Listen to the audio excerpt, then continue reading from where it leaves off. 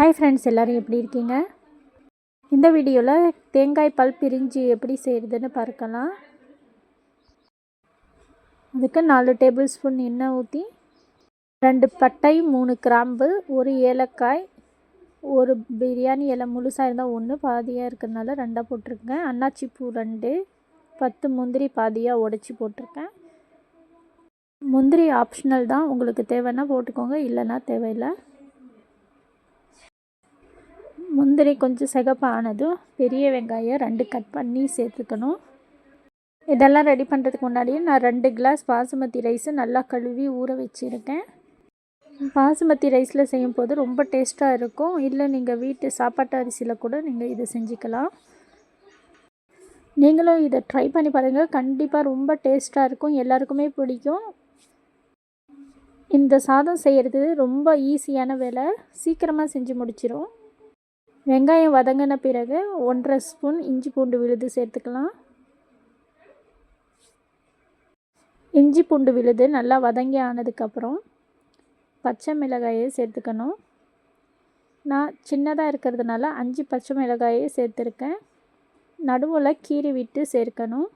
2 தக்காளி சேர்த்துருக்கேன். நீங்கள் பச்சை மிளகாய் பெருசாவோ அல்லது ரொம்ப காரமாகவோ இருந்தால் 2 இல்லைன்னா 3 சேர்த்தா போதும். தக்காளி ரொம்ப வதங்க வேண்டியது தேவையில்லை. கொஞ்சமாக வதங்கின பிறகு புதினா இலை 1 கைப்பிடி போட்டு அதையும் ஓரளவுக்கு வதக்கிக்கணும். 2 பெரிய வெங்காயத்துக்கு 2 தக்காளி போதும்.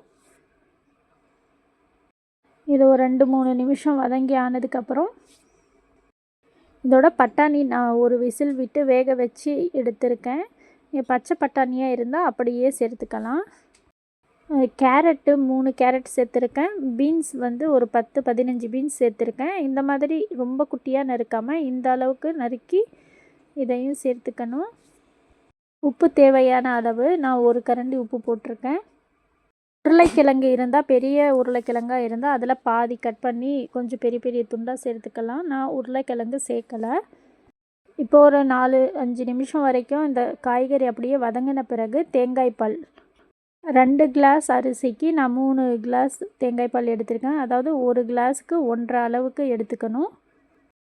தேங்காய் அரைச்சி வடிகட்டி அதில் தண்ணி ஊற்றி வடிகட்டி நல்லா திக்கான பால் 3 கிளாஸ் எடுத்திருக்கேன். இப்போ தேங்காய் பால் கொதித்து வந்ததுக்கப்புறம் அரிசியில் இருக்கிற தண்ணியை வடிகட்டிட்டு அரிசி போட்டுடலாம்.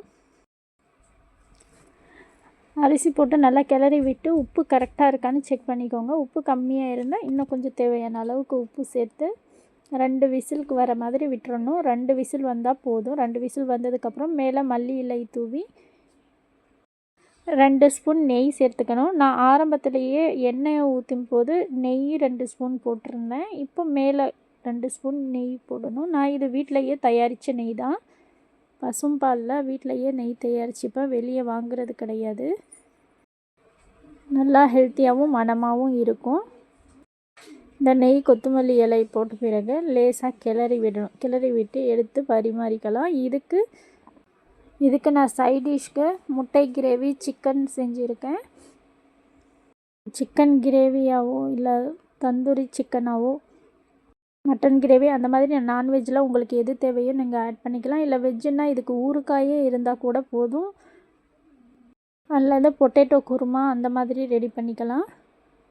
நீங்களும் கண்டிப்பாக இந்த சாதம் செஞ்சு பார்த்து எப்படி இருக்குன்னு சொல்லுங்கள். இந்த வீடியோ பிடிச்சிருந்தால் லைக் அண்ட் ஷேர் பண்ணுங்கள். தேங்க்யூ ஃப்ரெண்ட்ஸ், தேங்க்ஸ் ஃபார் வாட்சிங்.